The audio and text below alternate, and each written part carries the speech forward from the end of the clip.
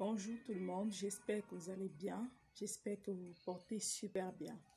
Je viens aujourd'hui dire à quelqu'un, tout n'est pas encore terminé. Ne range pas encore tes filets, n'abandonne pas encore. Il est temps que tu te relèves, il est temps que tu avances. Il est inadmissible que tu t'arrêtes pour quoi que ce soit.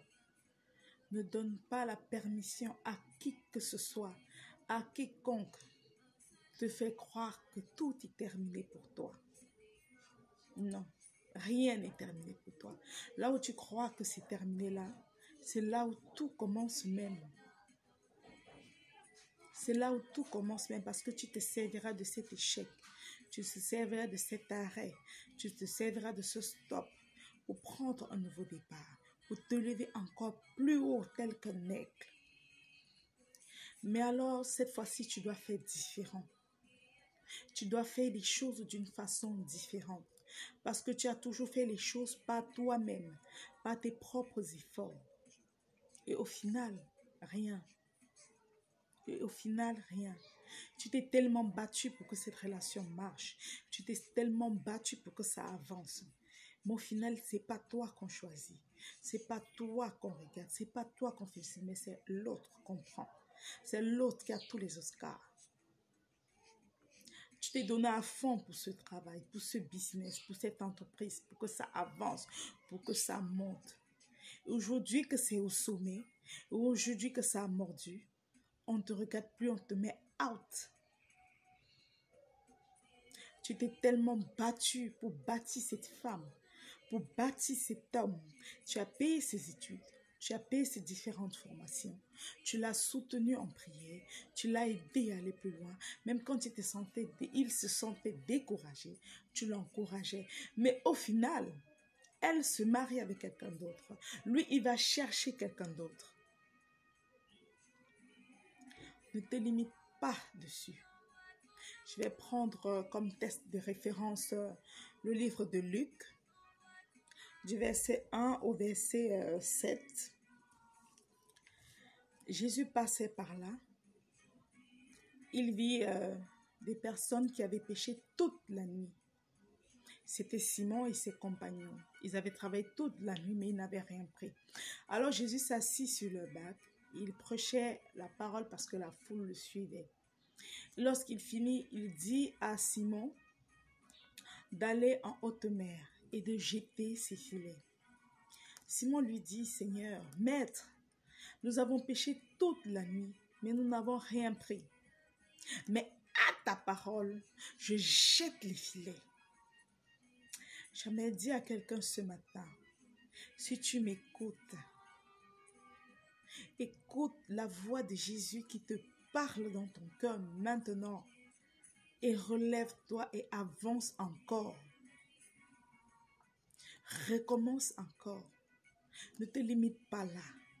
Ce n'est pas parce qu'on ne reconnaît pas tes efforts que tu crois que tu ne fais pas bien. Non. Recommence avec Jésus. Simon avait péché toute la nuit avec ses compagnons, mais n'avait rien pris. Mais avec Jésus, il l'a pris. Il a pêché d'énormes poissons à la taille d'homme au point où Simon a appelé ses compagnons et leurs 2 barques étaient pleines. Et Jésus dit à Simon, Simon dit à Jésus d'abord, je ne suis qu'un pauvre pécheur, Seigneur. Et Jésus lui dit, désormais, tu ne seras qu'un pécheur d'homme. Pourquoi? Parce que désormais, Jésus fera avec lui.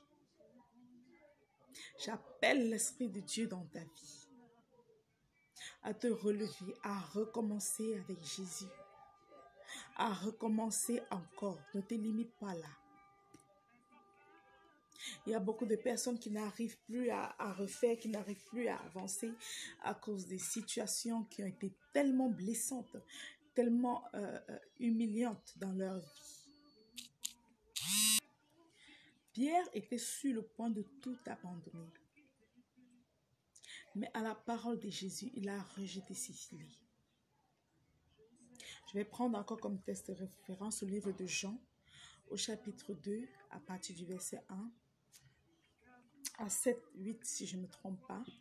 Il s'agissait de ce couple qui fêtait le noces à Canan, à Galilée. Ils avaient invité la mère de Jésus et invité Jésus aussi avec ses disciples. Et pendant la célébration, le vin était fini. Comme pour dire dans ta vie, tu peux commencer cette activité tout seul. Tu peux commencer ce mariage tout seul. Tu peux commencer à te battre tout seul. Et à un moment, tu constates une stagnation, une sécheresse, une limitation. Beaucoup abandonnent en ce moment-là. Lorsqu'ils constatent ces limitations, lorsqu'ils constatent ce stop, beaucoup abandonnent. Alors ce couple, comme ils avaient fait appel à Jésus à leur noces, il a changé du vin, de l'eau en vin. Pas seulement en vin, mais en bon vin. C'est-à-dire que cet enfant que tu cherches désespérément, ne te lasse pas, invite Jésus dans ta vie. Invite Jésus dans ta situation. Invite Jésus dans ton problème. Invite Jésus dans ta vie. Invite Jésus dans ton travail. Bref, dans tout ce que nous faisons, nous devons inviter Jésus. Il est tellement agréable d'être enfant de Dieu. Franchement, il est tellement agréable d'être enfant de Dieu. Parce que là, on expérimente des choses inexplicables. On vit le miracle avec Jésus. Là où tu crois qu'il y aura un fossé, bam, Jésus apparaît et transforme cet obstacle en bon vin, en une situation, en un bon bébé, en une promotion, en un avantage, à une réussite, à une élévation, à une guérison, à une compassion, à une pluie de bénédictions même. Alors lève-toi et dis, Seigneur, je n'ai pas toujours fait des choses avec toi. Mais aujourd'hui, je décide de faire avec toi. Je ne veux plus faire par moi-même, Père. Mais je vais faire avec toi. Je t'invite dans ma vie. Je t'invite dans chaque situation que je traverse. Je t'invite dans... Tu sais ta situation. Je t'invite dans ma vie, Seigneur. Je t'invite dans mon travail. Je t'invite dans mon foyer. Je t'invite dans ma famille, Seigneur. Prends le total contrôle et change toute situation de sécheresse en pluie de bénédiction. Change tout courant de chute en une rosée inestimable.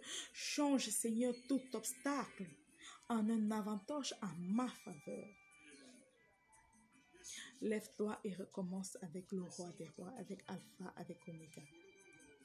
Qui veut aller vite, va seul. Mais qui veut aller loin, va avec Jésus. Qui veut aller avec la sécurité, va avec Jésus. Qui veut aller avec la paix, va avec Jésus. Qui veut aller avec la force, va avec Jésus. Qui veut aller plus loin, va avec Jésus. Soyez bénis dans le nom puissant de Jésus. Amen.